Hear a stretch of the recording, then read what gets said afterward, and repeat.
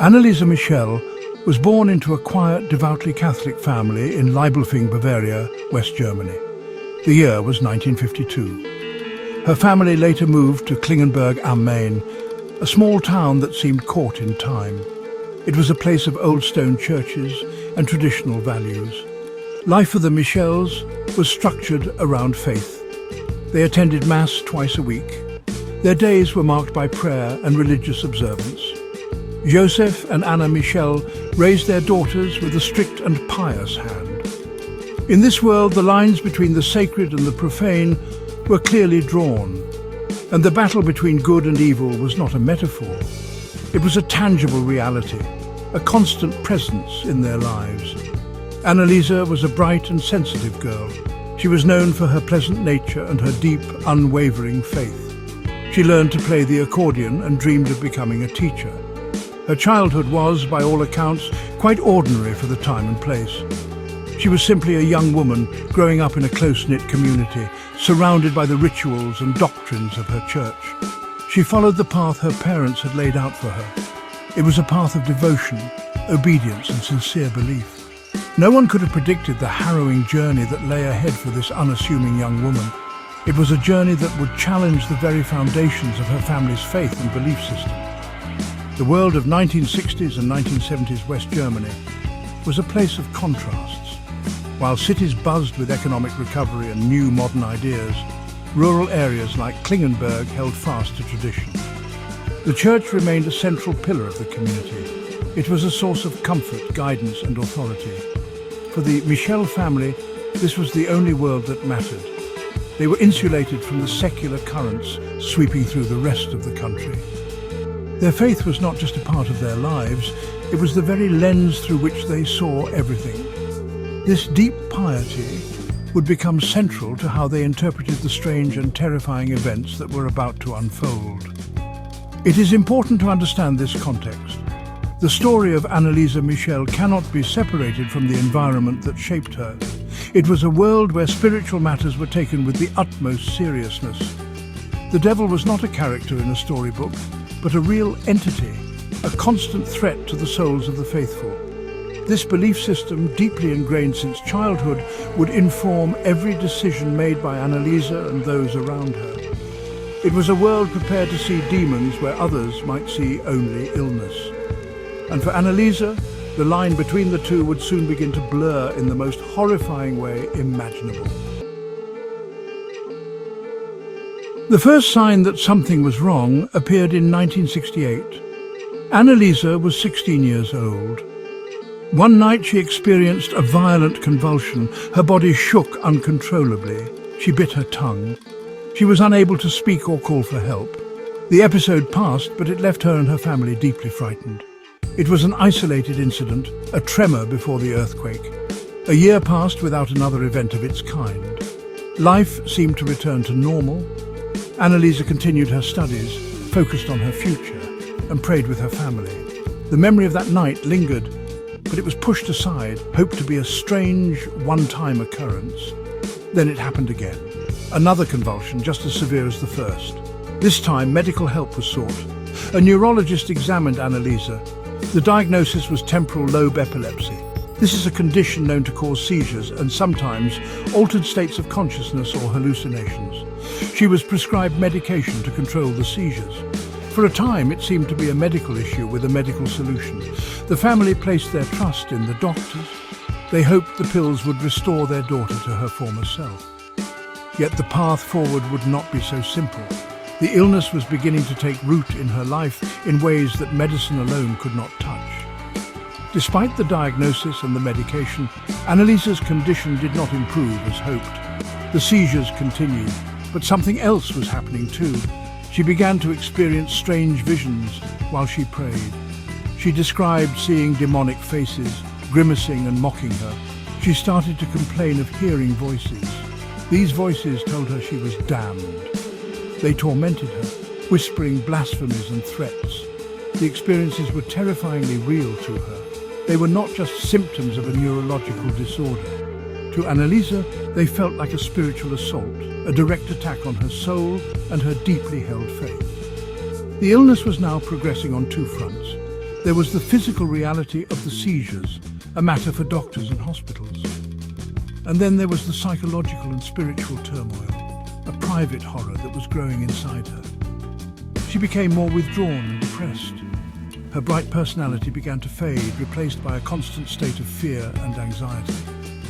Her family watched, helpless, as the daughter they knew slipped away. The medical explanations were no longer enough to account for the darkness that was enveloping Anneliese. The tremors had given way to a persistent, unsettling quake. By the early 1970s, Anneliese's condition had deteriorated significantly. She was now a student at the University of Würzburg, trying to live a normal life. But normalcy was becoming impossible. Her behavior grew more and more erratic. She would stare into space for long periods. She would perform hundreds of genuflections a day to the point of rupturing the ligaments in her knees. She would crawl under a table and bark like a dog for days. She ate spiders, flies and coal. She would lick her own urine from the floor. These actions were shocking and deeply disturbing to everyone who witnessed them. They seemed to go beyond the known symptoms of epilepsy. The physical changes were just as alarming. Her face, once soft and cheerful, became contorted and mask-like during her episodes. Her voice would change, becoming deep and gravelly, almost inhuman. She developed an intense aversion to religious objects. She could not bear to look at a crucifix. The touch of holy water felt like fire on her skin. She would rip rosaries apart and destroy images of saints. For her devout family, these were not random acts of a disturbed mind. They were classic signs of something they had been taught to fear their entire lives, demonic possession. Her interactions with the world became fraught with conflict. She would lash out at her family, both verbally and physically. She demonstrated a strength that seemed impossible for a young woman of her slight build. Her family members reported being thrown across the room. The once gentle and pious girl was now a source of fear and chaos in her own home. The medication she had been prescribed seemed to have little to no effect on these behaviours. In fact, her condition only seemed to worsen. The doctors were at a loss. They tried different medications, but nothing seemed to halt her terrifying decline. The struggle was immense. Anneliese was caught between two worlds. The world of modern medicine, with its diagnosis of epilepsy and psychosis, and the world of ancient faith with its language of demons and damnation. She herself began to believe she was possessed. The voices she heard, the things she was compelled to do, the revulsion she felt towards sacred things, it all pointed to one conclusion in her mind. She started to plead with her family and with local priests. She did not want more pills or more doctors. She wanted an exorcism. She believed it was her only hope for salvation. The Michel family's search for help led them away from the sterile hallways of hospitals and towards the hushed confines of the church. They had lost faith in the medical profession. The doctor's treatments had failed to bring any relief. Anneliese's suffering only intensified. Desperate, her parents began to seek out priests who might be willing to consider a spiritual cause for their daughter's torment. This was not a simple task in 1970s Germany. The Catholic Church had become much more cautious about authorizing exorcisms. It preferred to defer to medical and psychiatric explanations for such extreme behavior. They approached several priests, but were turned away. The priests urged the family to continue with medical treatment. They were reluctant to even entertain the idea of possession. But the Michels were persistent. They were convinced that what was happening to Anneliese was beyond the scope of science. They finally found a priest, Father Ernst Alt, who took their claims seriously. He had seen Anneliese and was deeply troubled by what he witnessed. He observed her aversion to religious symbols and heard the strange, guttural voice that sometimes came from her. He began to believe that she might indeed be possessed. Father Alt felt that an exorcism was warranted. However, he needed the permission of the local bishop. He compiled a report detailing Anneliese's condition and his observation. He argued that all medical avenues had been exhausted and that the signs pointed clearly towards demonic possession according to the criteria laid out in the Ritual Romanum, the official Catholic rite of exorcism. This ancient text lists specific signs, such as speaking in unknown languages, revealing hidden knowledge, demonstrating superhuman strength and a violent aversion to the sacred. Father Alt believed Anneliese exhibited all of these. After much deliberation and initial hesitation, the Bishop of Würzburg, Josef Stangl, granted permission. In September 1975, he authorized Father Arnold Renz, a seasoned exorcist, to perform the Great Exorcism on Anneliese Michel. The decision was made in secret. The rite was to be performed according to the strict rules of the Ritual Romanum. For the Michel family, this was a moment of profound relief and hope. They believed that they were finally on the right path. They were now entering a spiritual battle, armed with the ancient rituals of their faith. The fight for Anneliese's soul was about to begin in earnest. One of the most haunting aspects of Anneliese Michel's story is the existence of audio recordings. During the many exorcism sessions, Father Renz and Father Alt recorded the proceedings on cassette tapes. They made over 40 tapes in total, capturing hours of harrowing sound. These recordings were intended as evidence, a way to document the process for the church. But, they have become something else entirely. They are a chilling testament to the events that took place in that small house in Klingenberg. They allow us to hear with our own ears the sounds of the ordeal. Listening to the tapes is a deeply unsettling experience. You can hear the calm, steady Latin prayers of the priests. You can hear the desperate voices of Anneliese's parents. And then you can hear Anneliese herself. Her voice changes dramatically. At times she speaks in a deep, rasping growl that seems impossible for a young woman.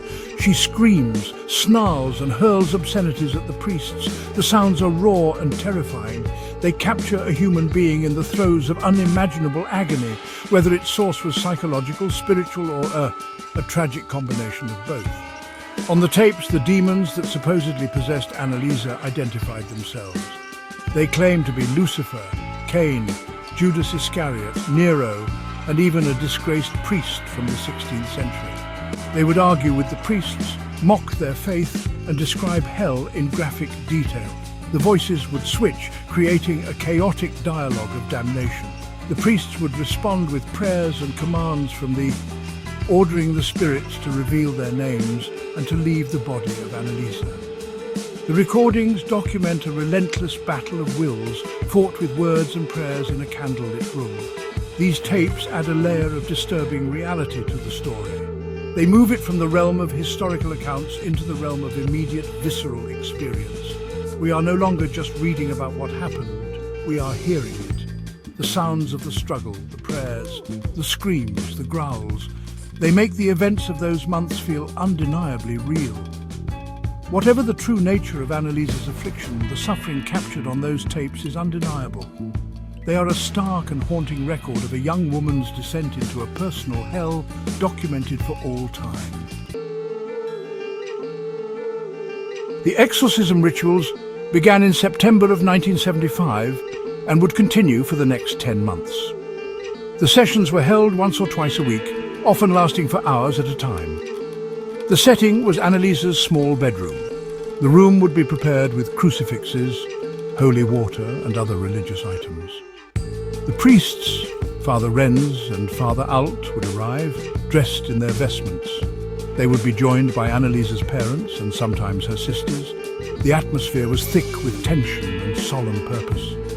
They were, in a sense, soldiers of God, preparing to do battle with the forces of darkness for the soul of this young woman. The rite itself was a structured and repetitive process. It was based on the Ritual Romanum of 1614. The priests would begin with prayers, the litany of the saints, and readings from the Gospels. They would then address the entity or entities they believed were possessing Anneliese. Using the authority of the Church, they would command the demons in Latin to depart from her body.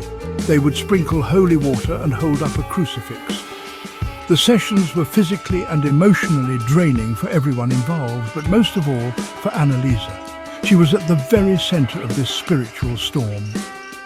Anneliese's reactions during the exorcisms were violent and extreme.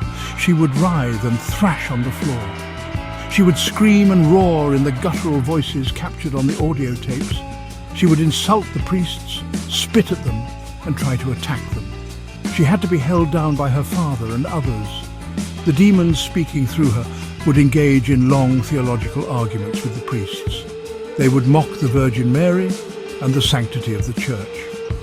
The priests saw this resistance as proof that the rite was working. They believed they were weakening the demon's hold on her. This continued week after week, month after month. The cycle was relentless.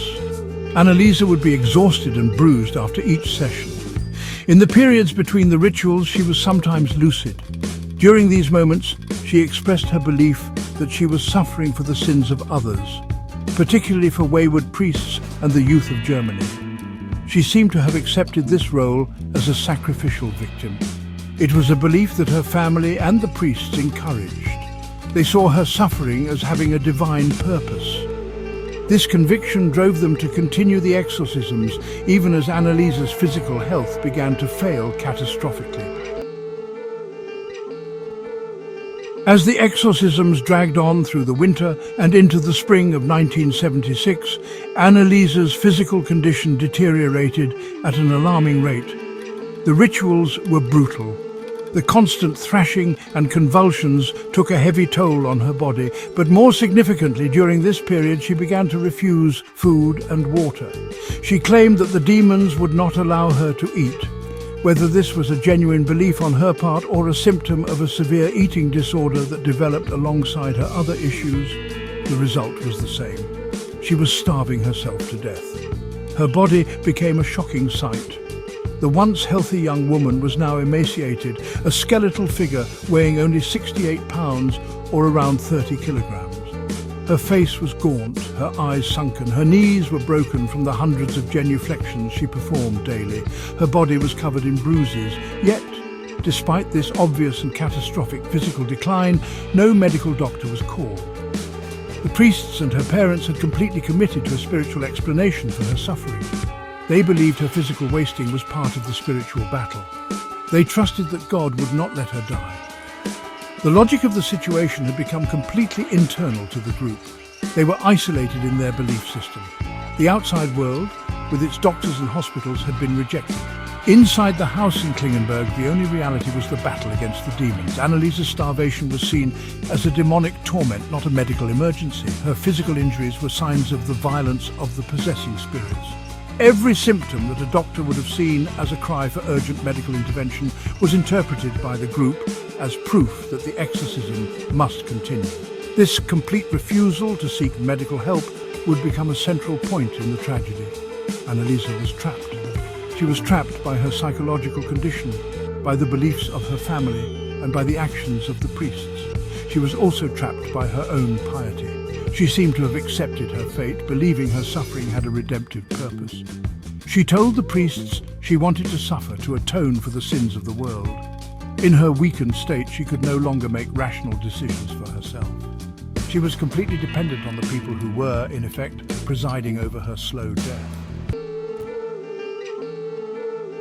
By June of 1976, Anneliese was profoundly weak. The exorcism sessions had become almost continuous. She was suffering from pneumonia. Her body was racked with fever. She was dehydrated and malnourished to a life-threatening degree. Her final days were filled with pain and suffering.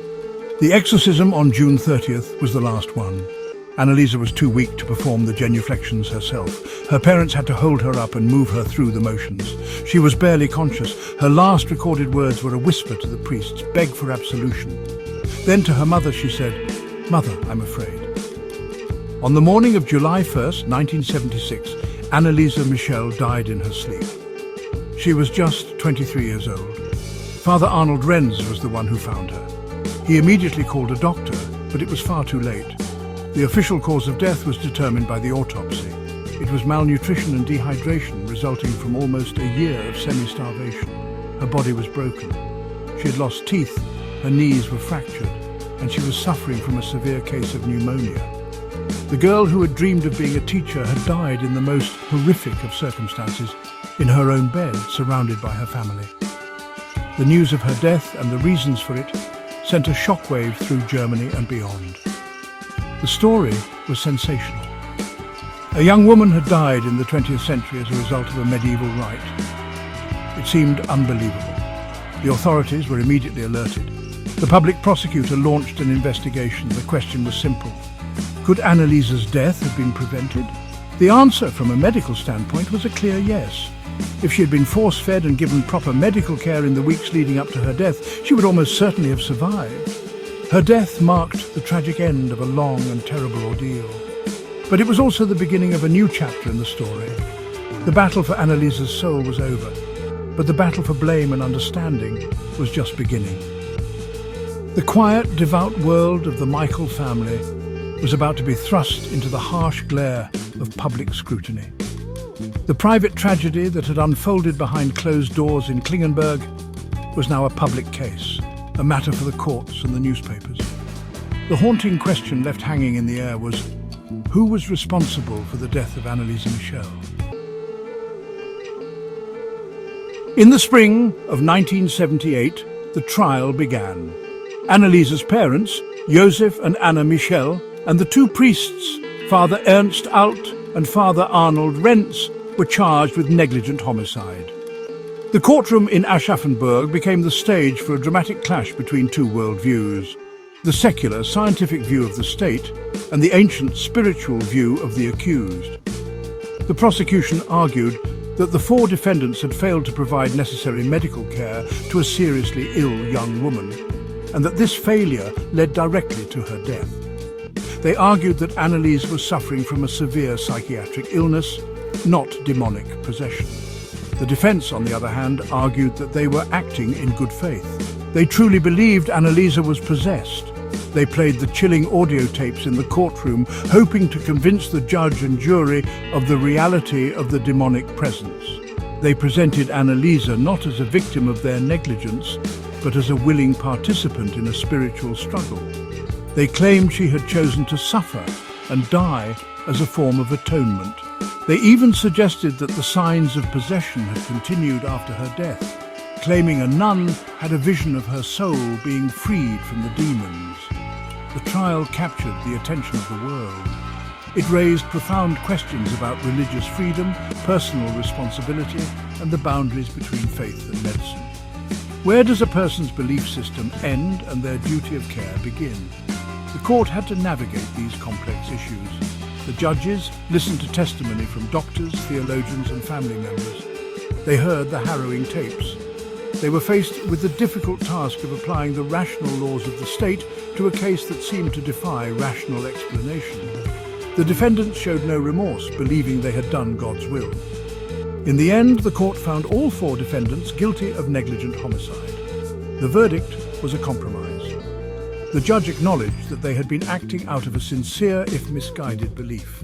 The sentence was 6 months in prison, suspended with 3 years of probation. It was a lenient sentence, but the guilty verdict sent a clear message. The law of the land stood above religious conviction when a human life was at stake. The case of Anneliese Michel remains a deeply tragic and cautionary tale.